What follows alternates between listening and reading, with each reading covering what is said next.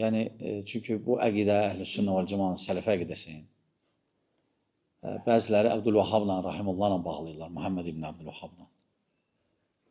Muhammed ibn Əbdülvəhhab da rahimehullah 300 il bundan qabaq yaşayıb.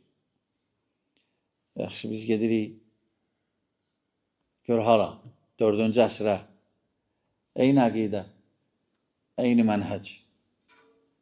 Ona görə o danışanların çoxsu savadsızdır.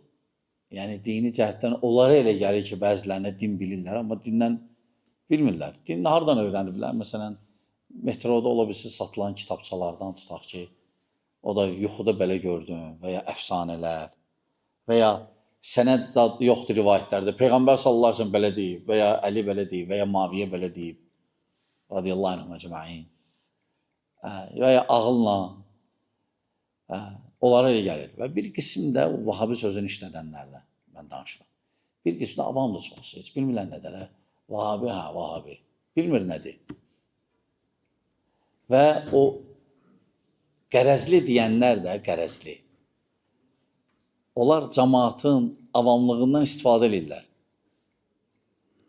İstifadə edirlər. Özlərini göstərirlər, gör ki, bunlar alimdir, bunlar bilirlər, amma əslində bu əqidəni Muhammed ibn Əbdülvəhhabla bağlamaq və ya İbn Teymiyyə ilə bağlamaq böyük xətadır və cahillikdir.